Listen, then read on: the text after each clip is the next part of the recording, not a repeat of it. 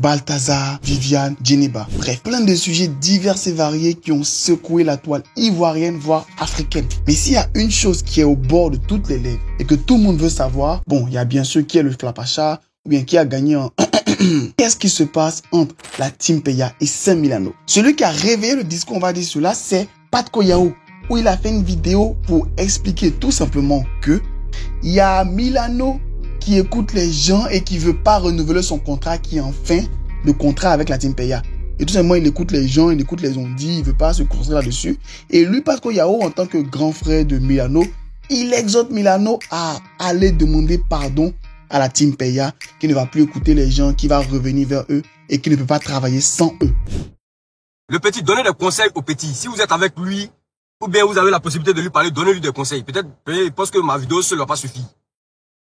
Le petit veut aller signer un contrat ailleurs, alors que c'est Team Peya qui a commencé. Si c'est les Zagba qui a commencé, eux c'était vieux Mogo, c'était papa. Vous avez commencé ensemble, c'est joli à voir, vous avez moussé jusqu'à aujourd'hui arrivé où tu es arrivé là. Si tu as signé ailleurs là, les Ivoiriens vont te faire descendre, ils vont t'oublier. Faut rester avec Team Peya, tu as commencé, tu as continué ce que tu as commencé.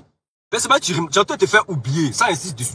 Et c'est cette version qu'on a depuis un bon moment. Le fait que Milano veut prendre son indépendance de la Team Peya. Il y avait déjà eu cette affaire après le concert où beaucoup d'internautes avaient commencé à dire que non, il faut qu'ils s'éloignent de la Team Peya, ils sont pas bien pour lui, ils sont mal organisés, ils sont trop nombreux, c'est lui le chanteur et tout. Et tout le monde a commencé à parler de cela. Et il y a même des rumeurs de couloir qui avaient dit qu'ils voulaient aller signer à Sony Music et tout ça. Mais bon, vous savez, ici c'est les analyses de Jeff. Lorsqu'on parle d'une information, c'est qu'on essaie de faire quelques analyses, quelques petites recherches pour pouvoir dire des choses ou bien sortir des informations qui vous ont peut-être passé juste en dessous du nez. Si on arrive à décrypter des vidéos de Willem, c'est pas l'affaire de Team Peya et Saint Milano qui va être un casse-tête pour nous. Donc installez-vous bien parce qu'aujourd'hui on va essayer de voir qu'est-ce qui se passe réellement et pourquoi depuis un moment on voit la Team Peya sans Saint Milano. Yo, c'est les amis, c'est Mister Jeff. Ici c'est les analyses de Jeff et ici on analyse tout. Pop culture, musique, actualité, faits divers et vidéos qui sont assez intéressantes et captivantes. Et aujourd'hui, l'actualité du jour concerne la Team Peya et Saint Milano. Pour ceux qui ne connaissent pas du tout la Team Peya, c'est que vous avez raté la meilleure CAN de l'histoire de l'humanité. Parce que c'est quand même les gars qui sont sortis dans dos, comme on le dit ici en Côte d'Ivoire. Ils n'étaient pas attendus du tout et ils ont sorti le meilleur son de la CAN qui est organisée en Côte d'Ivoire. Et par la suite, ils ont même été décorés par le gouvernement ivoirien. Et on a Itouma Lewe qui est l'un des plus jeunes, peut-être même le plus jeune ivoirien à recevoir cette décoration-là. Et là, tout a commencé à aller de mieux en mieux pour eux. Tourner par-ci, tourner par-là, concert, invitation et tout. Et au moment où je fais cette vidéo, le son est double disque de diamant. Même si, petite parenthèse, il y a quelques petits problèmes avec le son concernant le fait que Tamsi n'a pas mis le nom de la Team Peya et tout ça. Bref, ça c'est d'autres bruits. On va parler de ça plus tard. Dites en commentaire si vous voulez une vidéo détaillée sur cette affaire de disque de Tamsir et la Team Peya sur son coup du matos. Mettez ça en commentaire si vous voulez une vidéo là-dessus et je vous expliquerai tout en détail. Donc pour ceux qui suivent réellement l'actualité du rap ivoirien, ils ont pu remarquer que l'un des groupes qui vraiment avait commencé à changer la donne de la musique ivoirienne, la Team Peya, n'est plus aussi soudé qu'avant. Parce qu'il y a Saint Milano qui a été toujours, on va dire, en featuring sur les morceaux et tout, n'est plus vraiment dans le groupe. Partout où on voit la Team Peya, on voyait très souvent, voire quasiment toujours, Saint Milano. Mais là, on ne le voit plus. Et l'information que Patko Yao a donnée concernant le fait que le contrat est fini et qu'il ne veut plus renouveler avec la Team Peya, c'est vrai, déjà pour commencer. Mais pas entièrement ça. Parce que oui, le contrat avec la Team Peya finit bien cette année. Est-ce qu'il va être renouvelé ou pas? On ne sait pas encore. Mais il semblerait qu'il y ait des choses beaucoup plus cachées que certaines personnes savent, mais pas la grande majorité. Et pour pouvoir vraiment comprendre tout ça, il faut être abonné au compte Snapchat de certains membres de la Team Peya, dont les plus actifs qui sont Zagba le requin et Doupi. Et avec eux, quelques vidéos qu'ils mettent sur leur profil, tu peux savoir qu'il y a des choses beaucoup plus profondes et beaucoup plus cachées concernant cette séparation entre la Team Peya et Saint Milano. Donc déjà, on a Doupi qui remet souvent des anciennes vidéos, dont une que voici. Écoutez juste le son du bas, pas la vidéo en elle-même.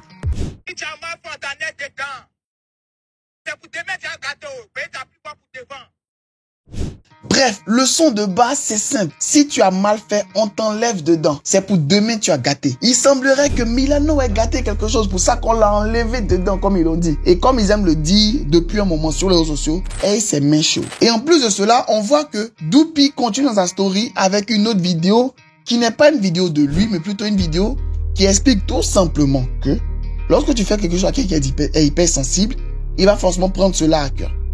Il peut le mettre parce qu'il est dans des moments bizarres à lui, mais une telle logique dans des événements, c'est assez bizarre. Surtout dans la même journée, ou ne pas dire dans le même temps où Pat Koyao sort la vidéo concernant la rupture avec Saint Milano. Je vous mets quelques extraits de la vidéo que vous puissiez voir vous-même. Une personne n'est pas nette, et fiable ou non, ils se trouvent jamais. Parce qu'ils sont sincères et ils sont niais. Ça vous arrive pas qu'il y a des gens qui vous aiment pas, mais que vous le saviez, et quand ils vous voient, ces personnes-là, ils vous sourient, vous font des accolades, alors qu'au fond de vous, vous savez très bien qu'ils ne vous aiment pas. Ces gens hypersensibles-là, ces gens qui sont niais, qui sont bons, ils arrivent à voir ces personnes-là, à les déceler, à voir qui les aime vraiment, qui fait semblant avec eux, qui n'est pas vrai.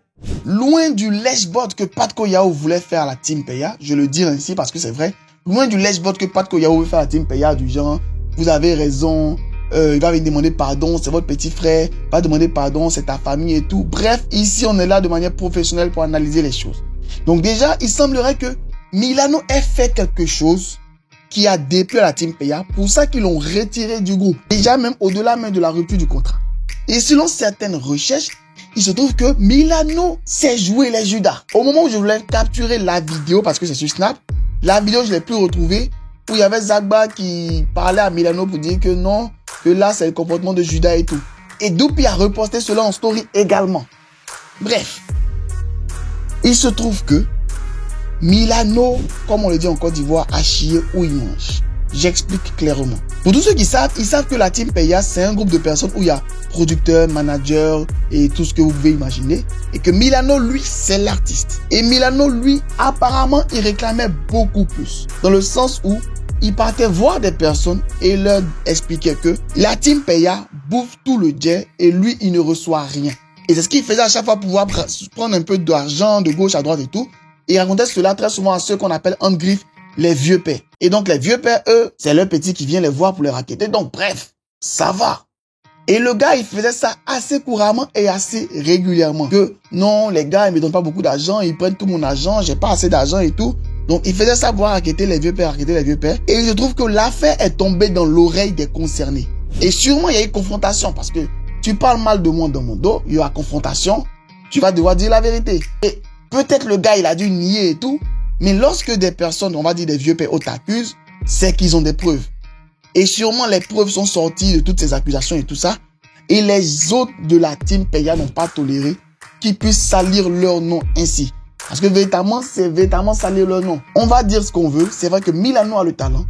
Que eux, ils n'ont pas le talent comme beaucoup le disent sur les réseaux sociaux. Mais ils ont quand même le réseau qui a permis de connaître Milano. Tu peux trouver un diamant dans ton jardin. T'as pas un bijoutier ou un expert en pierres précieuses pour donner de la valeur. Ton diamant ne sera qu'un gravier qui peut servir à rien du tout à part lapider chien baoulé. Donc là, allez dire à tout le monde qui n'a pas assez, qui gagne pas assez et couper de gauche à droite, c'est limite faire passer la Team Peya pour des personnes qui profitent de lui. Que ce soit vrai ou faux, la méthode n'est pas la bonne. Et ensuite, selon certaines sources et tout, si vraiment les autres, ce sont les producteurs, les managers et tout, déjà de base, le manager prend un minimum de 10%. Donc si tu as au moins 10 ou 3 managers, 10 fois 10%, ça fait 100%. Donc si tu restes encore quelque chose, c'est que vraiment tu es fort. Et il faut savoir aussi que Milano, c'est vrai qu'il n'avait pas beaucoup, mais quand même on peut dire qu'il avait une assez bonne somme. Parce que récemment, il a quand même pu offrir une voiture à son papa dans la vidéo qu'on a vue. C'est fake, c'est pas fake, on ne sait pas. Moi, je parle en fonction des vidéos que j'ai vues sur les réseaux sociaux. Parce que c'est là que j'ai fait mes analyses.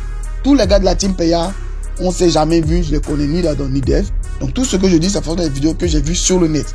Il a pu offrir une nouvelle voiture à son père. Il a même présenté sa nouvelle voiture qu'il a achetée sur les réseaux sociaux. Donc, tu ne veux pas t'acheter la dernière Mercedes, acheter une voiture à ton père et dire par la suite qu'on te donne rien. Bon, on te donne peut-être un peu, mais tu ne vas pas les gâter le nom des gens aussi pour dire non, qu'on ne donne rien et tout. Et il semblerait que c'est ça qui a fait qu'il y a eu cette division-là entre la Team Peya et Milano.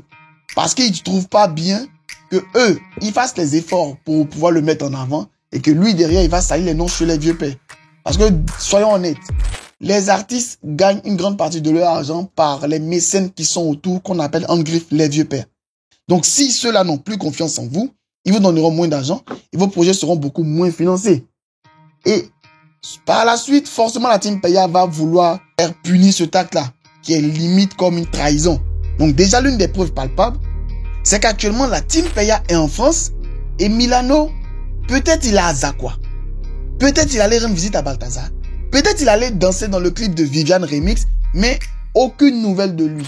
J'essaie de chercher et tout, mais quand je parle de nouvelles, je parle de nouvelles en tant qu'artiste et tout. Et là, il y a la saison des kermesses qui arrive. Sûrement, il va réapparaître. On espère vraiment qu'il va réapparaître.